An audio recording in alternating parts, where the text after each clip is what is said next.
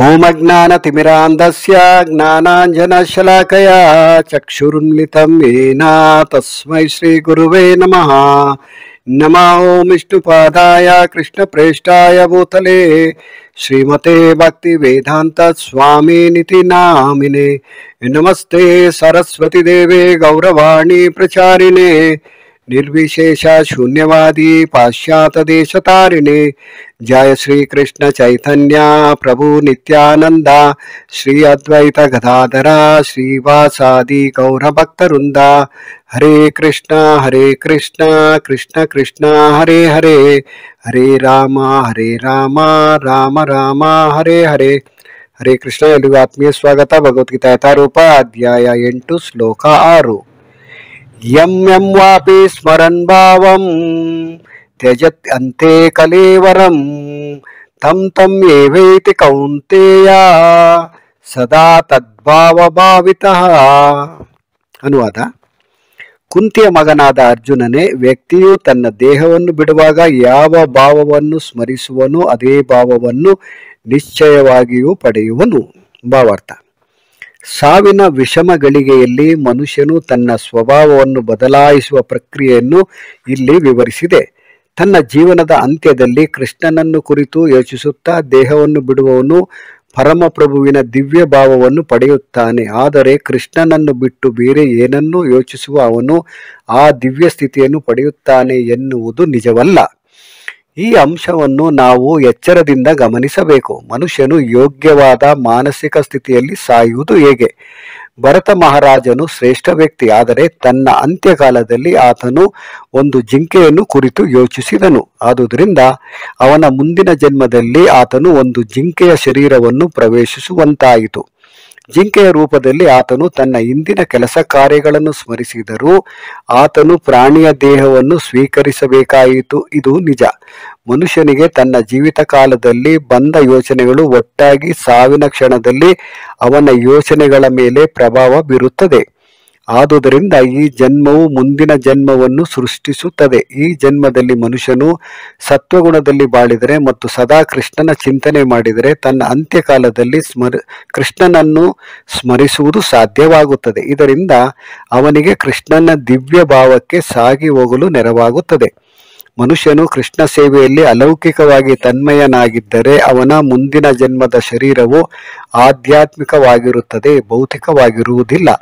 ಆದುದರಿಂದ ಈ ಜನ್ಮದ ಅಂತ್ಯದಲ್ಲಿ ತನ್ನ ಭಾವವನ್ನು ಯಶಸ್ವಿಯಾಗಿ ಬದಲಾವಣೆ ಮಾಡಲು ಹರೇ ಕೃಷ್ಣ ಕೃಷ್ಣ ಕೃಷ್ಣ ಹರೇ ಹರೇ, ಹರೇ ರಾಮ ರಾಮ ರಾಮ ಹರೇ ಹರೇ ಎಂದು ಸಂಕೀರ್ತನೆ ಮಾಡುವುದೇ ಅತ್ಯುತ್ತಮ ಪ್ರಕ್ರಿಯೆ. ಇಲ್ಲಿಗೆ ಭಾವಾರ್ಥ ಮುಗಿಯುತ್ತೆ. ಈ ಶ್ಲೋಕದಲ್ಲಿ ಕೆಲವು ಶಬ್ದಗಳು ಇಂದಿನ ಶ್ಲೋಕದಲ್ಲಿ ಇರ್ತಕ್ಕಂಥ ಕೆಲವು ಶಬ್ದಗಳು ಹೊಂದಾಣಿಕೆ ಆಗುತ್ತೆ. ಅದರಲ್ಲೂ ಮುಖ್ಯವಾಗಿ ಸ್ಮರನ್ ಅನ್ನೋ ಪದ ಈ ಶ್ಲೋಕದಲ್ಲೂ ಇದೆ. ಕಲೇವರಂ ಅಂತ ಏನು ಪದನ ಉಪಯೋಗಿಸಿದ್ದಾನೆ ಅಂದರೆ ಈ ಶರೀರನ, ಅದು ಕೂಡ ಈ ಶ್ಲೋಕದಲ್ಲಿ ಮತ್ತು ಇಂದಿನ ಶ್ಲೋಕದಲ್ಲಿ ಇತ್ತು. ನಂತರ ಮದ್ಭಾವಂ ಅಂತ ಏನು ಹೇಳ್ತಾ ಇದ್ದಾನೆ ಇಲ್ಲಿ ಕೃಷ್ಣ, ಅದರಲ್ಲಿ ತದ್ಭಾವ ಅಂತ ಈ ಶ್ಲೋಕದಲ್ಲಿ ಕೂಡ ಇದೆ. ಇಂದಿನ ಶ್ಲೋಕದಲ್ಲಿ ಅಂತ್ಯಕಾಲದಲ್ಲಿ ಯಾರು ದೇಹನ ಬಿಡುವಾಗ ನನ್ನ ಸ್ಮರಣೆ ಯಾರು ಮಾಡ್ತಾರೋ ಅವ್ರು ನನ್ನ ಸ್ವಭಾವನ ಪಡಿತಾರೆ ಅಂತ ಹೇಳ್ದ ಭಗವಂತ. ಅದೇ ರೀತಿ ಈ ಶ್ಲೋಕದಲ್ಲಿ ಈ ದೇಹವನ್ನು ಬಿಡುವಾಗ ಯಾವ ಭಾವವನ್ನು ಸ್ಮರಿಸುವನು ಅದೇ ಭಾವವನ್ನು ನಿಶ್ಚಯವಾಗಿ ಪಡೆಯುವನು ಅಂತ ಈ ಶ್ಲೋಕದಲ್ಲಿ ಹೇಳ್ತಾ ಇದ್ದಾನೆ ಕೃಷ್ಣ. ಅದರಲ್ಲಿ ಪ್ರಭುಪಾದರು ಭಾವಾರ್ಥದಲ್ಲಿ ಬಹಳ ಮುಖ್ಯವಾಗಿ ಭರತ ಮಹಾರಾಜನ ಕಥೆಯನ್ನು ಹೇಳಿದ್ದಾರೆ. ಅಂದರೆ ನಮಗೆಲ್ರಿಗೂ ಗೊತ್ತಿದೆ ಭರತ ಮಹಾರಾಜ ಯಾರು, ಭರತ ಚಕ್ರವರ್ತಿ ಯಾರು. ಆತ ಚಿಕ್ಕ ವಯಸ್ಸಿನಲ್ಲೇ ಏನು ವಾನಪ್ರಸ್ಥಾಶ್ರಮ ತಗೊಂಡು ಅಂದರೆ ಕಾಡಿಗೆ ಹೋಗಿ ಭಗವಂತನನ್ನು ಧ್ಯಾನ ಮಾಡ್ತಾ ಕೂತಿದ್ದ. ಆದರೆ ಆತನಿಗೆ ಆಕಸ್ಮಿಕವಾಗಿ ಒಂದು ಜಿಂಕೆಯ ಮರಿಯ ಸಹವಾಸ ಆಯಿತು. ಅಂದರೆ ತಾಯಿ ಗರ್ಭವತಿಯಾಗಿ ಇದ್ದ ಜಿಂಕೆ, ಆ ತಾಯಿ ಸತ್ತೋದಾಗ ಮಗು ಮಾತ್ರ ಉಳ್ಕೊಳ್ಳುತ್ತೆ. ಆ ಮಗುವನ್ನು ಭರತ ಮಹಾರಾಜ ತನ್ನ ಆಶ್ರಮಕ್ಕೆ ಅಂದರೆ ತನ್ನ ಕುಟೀರಕ್ಕೆ ಕರ್ಕೊಂಡು ಬಂದು ಅದರ ಪಾಲನೆ ಪೋಷಣೆ ಮಾಡ್ತಾ ಅದ್ರ ಜೊತೆಯಲ್ಲಿ ಯಾವ ರೀತಿ ಸಂಬಂಧ ಹೊಂದ್ಬಿಡ್ತಾನೆ ಭರತ ಮಹಾರಾಜ ಅಂದರೆ ಜಿಂಕೆ ಮರಿಯನ್ನು ಬಿಟ್ಟಿರೋದಕ್ಕೆ ಸಾಧ್ಯ ಆಗೋದಿಲ್ಲ. ಆ ರೀತಿ ಅಷ್ಟೊಂದು ರೀತಿ ಹೊಂದ್ಕೊಂಡ್ಬಿಡ್ತಾನೆ. ಅಂದರೆ ಕೆಲವ್ರು ಹೇಳ್ತಾರೆ ನೋಡಿ ತುಂಬ ಹಚ್ಕೊಂಡ್ಬಿಟ್ಟಿದ್ದಾರೆ ಅವರನ್ನು ಅಂತ. ಅದೇ ರೀತಿ ಭರತ ಮಹಾರಾಜ ಜಿಂಕೆ ಮರಿನ ಎಷ್ಟು ಹಚ್ಕೊಂಡಿದ್ರು ಅಂದರೆ ಒಂದು ದಿನ ಅಥವಾ ಒಂದು ಸಂಜೆ ಬಂದು ಅವರು ಹೊರಗಡೆ ಹೋಗಿ ಮತ್ತೆ ಕುಟೀರಕ್ಕೆ ಬರೋ ಸಮಯದಲ್ಲಿ ಜಿಂಕೆ ಮರಿ ಕಾಣಿಸ್ಲಿಲ್ಲ ಅಂದರೆ ಅವರ ಮನಸ್ಥಿತಿ ಯಾವ ರೀತಿ ವಿಲ ಅಂತ ಒದ್ದಾಡ್ತಾ ಇತ್ತು ಅಂದರೆ ಅವ್ರಿಗೆ ತಡ್ಕೊಳಕ್ಕಾಗ್ತಾ ಇರಲಿಲ್ಲ. ಎಲ್ಲಿ ಹೋಯ್ತು ಜಿಂಕೆ ಮರಿ, ಯಾವುದಾದ್ರೂ ಕ್ರೂರ ಪ್ರಾಣಿ ಬಂದು ಅದನ್ನು ಏನಾದ್ರು ಭಕ್ಷಣೆ ಮಾಡ್ತಾ ಅನ್ನೋ ರೀತಿಯಲ್ಲಿ ಯೋಚನೆ ಮಾಡ್ತಾ ಇರ್ತಾಯಿದ್ರು. ಅಂದರೆ ಅವರ ಭಾವ ಯಾವ ರೀತಿ ಇತ್ತು ಅಂದರೆ ಸದಾ ಕಾಲ ಜಿಂಕೆಯ ಮರಿಯ ಪೋಷಣೆ, ಅದರಲ್ಲೂ ಜಿಂಕೆ ಮರಿಗೆ ನಾನೇ ರಕ್ಷಣೆ ಕೊಡ್ತಾ ಇದ್ದೀನಿ ಅನ್ನೋ ಭಾವ ಕೂಡ ಅವರಲ್ಲಿ ಬಂದಿತ್ತು. ಸೊ ಆ ಜಿಂಕೆ ಮರಿಯನ್ನು ನೋಡೋದ್ರಲ್ಲಿ ಅವರ ಕಾತುರ ಯಾವ ರೀತಿ ಇತ್ತು ಅಂದರೆ, ಅವರ ಮನಸ್ಸಿನಲ್ಲಿ ಅವರ ಭಾವ ಯಾವ ರೀತಿ ಅಷ್ಟೊಂದು ಅವರಲ್ಲಿ ತುಂಬಿಕೊಂಡಿತ್ತು ಅಂದರೆ, ಕೊನೆಯ ಸಾವಿನ ಸಮಯದಲ್ಲಿ ಅವ್ರಿಗೆ ಯಾವ ರೀತಿ ಸ್ಮರಣೆ ಬಂತು ಅಂದರೆ, ಅವ್ರಿಗೆ ಯಾವ ಭಾವದಲ್ಲಿ ಅವರ ದೇಹನ ತ್ಯಾಗ ಮಾಡಿದ್ರು ಅಂದರೆ, ಮುಂದಿನ ಜನ್ಮದಲ್ಲಿ ಅವರು ಜಿಂಕೆಯ ಶರೀರನ ತಗೊಳ್ಳೇಬೇಕಾಗಿತ್ತು. ಅದು ಶ್ರೀಮದ್ ಭಾಗವತದಲ್ಲಿ ನಮಗೆ ಅವರ ಪೂರ್ತಿ ವೃತ್ತಾಂತ ನಮಗೆ ಗೊತ್ತಾಗುತ್ತೆ. ಆದರೆ ಇಲ್ಲಿ ಪ್ರಭುಪಾದರು ಭಾವಾರ್ಥದಲ್ಲಿ ಕೊಟ್ಟಿರೋ ಉದ್ದೇಶ, ನಾವು ಕೂಡ ಅಂತಿಮ ಸಮಯದಲ್ಲಿ ನಮ್ಮ ಭಾವನೆಗಳು ಯಾವ ರೀತಿ ಇರುತ್ತೆ, ನಾವು ಏನನ್ನು ಸ್ಮರಣೆ ಮಾಡ್ತಾ ಇದ್ದೀವಿ, ಅದನ್ನು ಹಿಂದಿನ ಶ್ಲೋಕದಲ್ಲಿ ಭಗವಂತ ಹೇಳ್ದ, ಈ ಶ್ಲೋಕದಲ್ಲಿ ಈ ತಮ್ ಏವೈತಿ ಏನು ತದ್ಭಾವ ಭಾವಿತ ಅಂತ ಏನು ಹೇಳ್ತಾ ಇದ್ದಾನೆ ಇಲ್ಲಿ ಕೃಷ್ಣ, ಅಂದರೆ ನಮ್ಮ ಭಾವನೆಗಳು ಏನನ್ನ ಆಸೆ ಪಡ್ತಾ ಇದೆ, ಏನನ್ನ ನೆನೆಸ್ಕೊಳ್ತಾ ಇದೆ, ಏನನ್ನ ಇಚ್ಛೆ ಪಡುತ್ತೆ, ಅದೇ ರೀತಿ ನಮಗೆ ಮುಂದಿನ ಶರೀರ ನಮಗೆ ಸಿದ್ಧ ಆಗತ್ತೆ. ಅದರಲ್ಲೂ ಮುಖ್ಯವಾಗಿ ಭಾವಾರ್ಥದಲ್ಲಿ ಪ್ರಭುಪಾದರು ಈ ಜನ್ಮವು ಮುಂದಿನ ಜನ್ಮವನ್ನು ಸೃಷ್ಟಿಸುತ್ತದೆ, ಇದನ್ನು ನಾವು ಪದೇ ಪದೇ ನಮ್ಮ ಮನಸ್ಸಲ್ಲಿ ಕೇಳಿಸ್ಕೊಳ್ತಾ ಇರಬೇಕು ಈ ವಾಕ್ಯನ. ಈ ಜನ್ಮ, ಅದರಲ್ಲೂ ಮನುಷ್ಯ ಜನ್ಮ ಸಿಕ್ಕಿರ್ತಕ್ಕಂಥದ್ದು ಭಗವಂತನನ್ನು ಸಾಕ್ಷಾತ್ಕಾರ ಮಾಡ್ಕೊಳ್ಳೋದಕ್ಕೆ. ಅದು ಗೊತ್ತಿರೋರೆಲ್ಲ ಹೇಳ್ತಾರೆ. ಅದರಲ್ಲೂ ಸಾಧು ಸಂತರು ಹೇಳೋದು ಒಂದೇ ಉದ್ದೇಶ, ನಿನಗೆ ಮನುಷ್ಯ ಜನ್ಮ ಸಿಕ್ಕಿದೆಯಪ್ಪ, ಮೊದಲು ಆತ್ಮ ಸಾಕ್ಷಾತ್ಕಾರ, ನಂತರ ಭಗವಂತನ ಸಾಕ್ಷಾತ್ಕಾರ ಅಂತ ಹೇಳ್ತಾ ಇದ್ರು. ಈಗ ಒಂದೇ ರೀತಿ ಹೇಳ್ತಾರೆ, ಮೊದಲು ನೀನು ಭಗವಂತನ ಸಾಕ್ಷಾತ್ಕಾರ ಮಾಡ್ಕೋ, ಆ ನಂತರ ನಿನಗೆ ಗೊತ್ತಾಗುತ್ತೆ ನೀನು ಯಾರು ಅಂತ. ಅದೇ ರೀತಿಯಲ್ಲಿ ಭಾವಾರ್ಥದಲ್ಲಿ ಏನು ಪ್ರಭುಪಾದರು ಹೇಳಿದ್ದಾರೆ ಅದ್ರ ಬಗ್ಗೆ ನಾವು ಚಿಂತನೆ ಮಾಡ್ತಾ ಹೋದ್ರೆ, ಮನುಷ್ಯನಿಗೆ ತನ್ನ ಜೀವಿತ ಕಾಲದಲ್ಲಿ ಬಂದ ಯೋಚನೆಗಳು ಒಟ್ಟಾಗಿ ಸಾವಿನ ಕ್ಷಣದಲ್ಲಿ ಅವನ ಯೋಚನೆಗಳ ಮೇಲೆ ಪ್ರಭಾವ ಬೀರುತ್ತದೆ. ಅಂದರೆ ಮುಖ್ಯವಾಗಿ ಮೊದಲ ನಮಗೆ ಯಾವ ರೀತಿ ಗುರುಕುಲದಲ್ಲಿ ನಮಗೆ ವಿದ್ಯಾಭ್ಯಾಸ ಹೇಳ್ಕೊಡ್ತಾ ಇದ್ರು ಅಂದರೆ, 25 ವರ್ಷಗಳ ಕಾಲ ನಾವು ವಿದ್ಯೆಯನ್ನು, ಅಂದರೆ ಬ್ರಹ್ಮಚಾರಿ ಆಶ್ರಮದಲ್ಲಿ ನಾವು ಇರ್ತಾ ಇದ್ವಿ. ನಂತರ 25ರಿಂದ 50 ವರ್ಷಗಳವರೆಗೂ ಗೃಹಸ್ಥ ಆಶ್ರಮದಲ್ಲಿ ನಾವು ಇದ್ದು ನಂತರ 50ರ ಮೇಲೆ ಪ್ರತಿಯೊಬ್ಬರು ಹೆಂಡತಿ ಮಕ್ಕಳನ್ನು ಬಿಟ್ಟು ವಾನಪ್ರಸ್ಥಾಶ್ರಮ, ಅದರಲ್ಲೂ ಮುಖ್ಯವಾಗಿ ವಾನಪ್ರಸ್ಥಾಶ್ರಮದಲ್ಲಿ ಹೆಂಡತಿಯನ್ನು ತನಗೆ ಯಾವುದೇ ರೀತಿಯೆಲ್ಲರೂ ಅನುಕೂಲ ಮಾಡಿಕೊಡೋದಕ್ಕೆ ಅಂತ ಅವರನ್ನು ಜೊತೆಲಿ ಕರ್ಕೊಂಡು ಹೋಗೋದಕ್ಕೆ ಅನುಮತಿ ಕೊಡ್ತಾ ಇದ್ರು.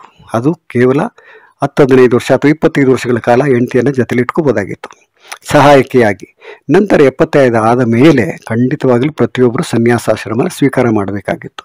ಅದರ ಉದ್ದೇಶ ಇಷ್ಟೇ, ಸಾವಿನ ಸಮಯದಲ್ಲಿ ಸನ್ಯಾಸಾಶ್ರಮ ತಗೊಂಡಾಗ ಸನ್ಯಾಸಿಗಳು ಯಾರ ಜೊತೆಲಿ ಇರ್ತಾರೆ, ತನ್ನ ಶಿಷ್ಯಂದ್ರ ಜೊತೆಲಿ ಇರ್ತಾರೆ. ಶಿಷ್ಯಂದ್ರು ಏನು ಮಾಡ್ತಾ ಇರ್ತಾರೆ, ಭಗವಂತನ ಕೀರ್ತನೆ ಮಾಡ್ತಾ ಇರ್ತಾರೆ.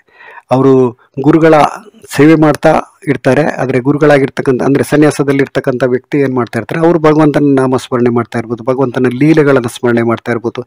ಈ ರೀತಿ ಅವ್ರ ದೇಹನ ತ್ಯಾಗ ಮಾಡುವಾಗ ಅವ್ರಿಗೆ ಯಾವುದೇ ರೀತಿ ಕಷ್ಟ ಆಗೋದಿಲ್ಲ. ಯಾಕಂದರೆ ಅಕ್ಕಪಕ್ಕದಲ್ಲಿ ಶಿಷ್ಯಂದ್ರು ಇರ್ತಾರೆ, ಶಿಷ್ಯಂದ್ರು ಭಾಗವತ ಓದ್ತಾ ಇರ್ಬೋದು, ಅಥವಾ ಭಗವಂತನ ಕಥೆ ಹೇಳ್ತಾ ಇರ್ಬೋದು, ಭಗವಂತನ ಬಗ್ಗೆ ಕೀರ್ತನೆ ಮಾಡ್ತಾ ಇರ್ಬೋದು.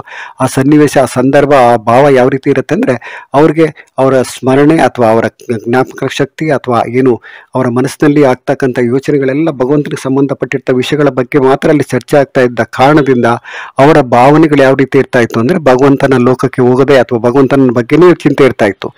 ಆ ಕಾರಣದಿಂದ ಅವರು ಬಹಳ ಸುಲಭವಾಗಿ ಭಗವದ್ಧಾಮ ಕೊಟ್ಟೋಗ್ತಾ ಇದ್ರು. ಆದರೆ ಈಗ ಪರಿಸ್ಥಿತಿ ಬಹಳ ವ್ಯತ್ಯಾಸ ಇದೆ. ಯಾಕಂದರೆ ಪ್ರತಿಯೊಬ್ಬರು ಸಂಸಾರದಲ್ಲೇ ಇರ್ತಾರೆ ಕೊನೆಯ ಉಸಿರಿರುವವರೆಗೂ.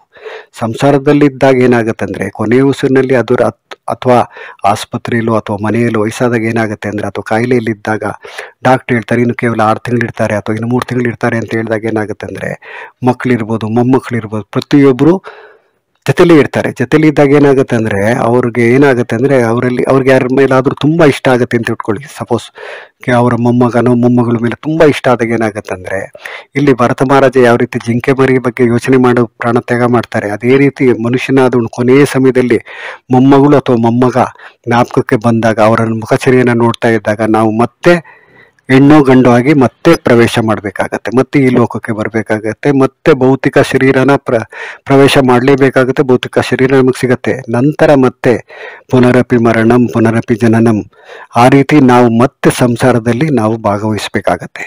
ಆ ಕಾರಣಕ್ಕೋಸ್ಕರನೇ ಪ್ರತಿಯೊಬ್ಬರು ಸನ್ಯಾಸಾಶ್ರಮವನ್ನು ಸ್ವೀಕಾರ ಮಾಡ್ತಾ ಇದ್ರು ಮೊದಲು. ಆದರೆ ಈಗ ಏನಾಗಿದೆ ಅಂದರೆ, ಸನ್ಯಾಸ ಯಾರು ಸ್ವೀಕಾರ ಮಾಡ್ತಾ ಇಲ್ಲ. ವಾನಪ್ರಸ್ಥಾಶ್ರಮ ಅಂದರೆ ವಾನಪ್ರಸ್ಥಾಶ್ರಮವನ್ನು ತಗೊಳ್ತಾ ಇಲ್ಲ.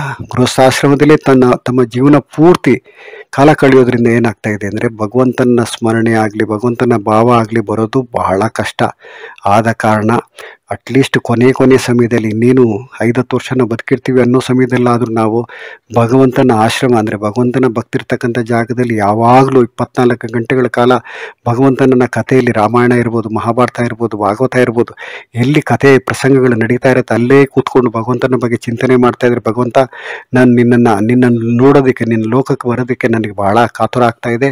ನಾನು ಮನೆಗೆ ಹೋದಾಗ ಮನೆಯವರು ಎಲ್ಲ ನನ್ನ ಜ್ಞಾಪಕಕ್ಕೆ ಬಂದ್ಬಿಡ್ತಾರೆ. ಆಗ ನನ್ನ ಭಾವ ಬೇರೆ ರೀತಿ ಆಗತ್ತೆ. ದಯವಿಟ್ಟು ಯಾವಾಗ ನಾನು ನಿನ್ನ ಸ್ಮರಣೆ ಮಾಡ್ತಾ ನಿನ್ನ ಕಥೆಯಲ್ಲಿ ಕೇಳ್ತಾ ಇರ್ತೀನಿ, ಆಗ ನನಗೆ ಈ ದೇಹನ ಅಂತ್ಯ ಮಾಡುವಂತ ನಾವು ಭಗವಂತನನ್ನು ಪ್ರಾರ್ಥನೆ ಮಾಡಿಕೊಂಡಾಗ ಮಾತ್ರ ನಮ್ಮ ಭಾವ ಕೂಡ ಯಾವ ರೀತಿ ಆಗುತ್ತೆ, ಭಗವದ್ಧಾಮಕ್ಕೆ ಹೋಗೋದಕ್ಕೆ ಅಥವಾ ಭಗವಂತನ ಸ್ಮರಣೆ ಮಾಡ್ಕೊಳ್ಳೋದಕ್ಕೆ ಅನುಕೂಲ ಆಗುತ್ತೆ. ಆ ಒಂದು ವಿಷಯ ಇಲ್ಲಿ ಬಹಳ ಮುಖ್ಯ. ಅದರಲ್ಲೂ ಈ ಶ್ಲೋಕ ಪ್ರತಿಯೊಬ್ಬರು 2 ಸಾರಿ ಸ್ಮರಣೆ ಮಾಡ್ಕೊಂಡಾಗ ಏನಾಗುತ್ತೆ ಅಂದರೆ, ಭಗವಂತನ ಭಾವ ನಮಗೂ ಬರಲಿ, ನಾವು ಕೂಡ ಈ ದೇಹನ ತ್ಯಾಗ ಮಾಡಿದ್ಮೇಲೆ ಮತ್ತೆ ಈ ಲೋಕಕ್ಕೆ ಬರೋದು ಬೇಡ ಅನ್ನೋ ದೃಢ ನಿರ್ಧಾರನ ತಗೊಳ್ಳೋಣ. ಹರೇ ಕೃಷ್ಣ.